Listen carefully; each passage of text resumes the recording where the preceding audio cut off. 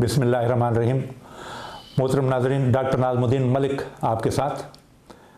पहले एक टॉपिक पे बोल चुका हूँ मैं कि मोबाइल के हमारे जिस्म पर बुरे असरात क्या होते हैं। आज मैं बताऊँगा कि किस तरह हम उनसे बच सकते हैं। मोबाइल सिर्फ ज़रूरत के वक्त इस्तेमाल करें। बच्चों को गुस्सा करने की बजाय उनको कन्विंस करें ताकि वो ख़ुद इसकी अहमियत समझें और उसके नुकसानात, मोबाइल के नुकसानात समझाएं ताकि वो उस पर अमल करें।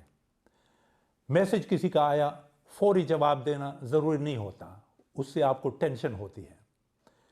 इसके अलावा ड्राइविंग के दौरान मोबाइल का इस्तेमाल बिल्कुल ना करें। एक यूरोपी स्टडी के मुताबिक जितने हादसात शराब पीकर ड्राइविंग के दौरान होते हैं, उतने ही हादसात मोबाइल के इस्तेमाल के दौरान, ड्राइविंग के दौरान वो होते हैं।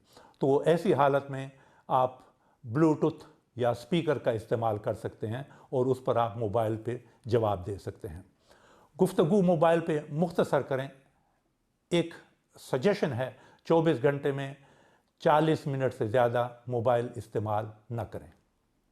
सोने से पहले मोबाइल को ऑफ कर दें। घर के बड़े अफराद मोबाइल का कम इस्तेमाल करें तो बच्चे भी उनको देखकर कम इस्तेमाल करेंगे, वरना वो आपका कहा नहीं मानेंगे। मोबाइल को गैर ज़रूरी इस्तेमाल करने के बजाय जो जिस्मानी तफरीह, खेल कूद की चीज़ें हैं उन पर ज़्यादा तवज्जो दें। गेम्स खेलें, साइकिल चलाएं, वॉक करें और घर के फैमिली मेम्बर्स मिलकर मुख्तलिफ घरेलू गेमें खेल सकते हैं। मोबाइल की बजाय अगर कुरान पाक की तिलावत की जाए तो दिल को सुकून मिलता है और अल्लाह ताला उसका अजर भी देते हैं। नाज़रीन, मेरी दुआ है कि अल्लाह ताला आपको मोबाइल के बुरे असरात के साथ साथ हर बुरी चीज़ के बुरे असरात से महफूज रखें।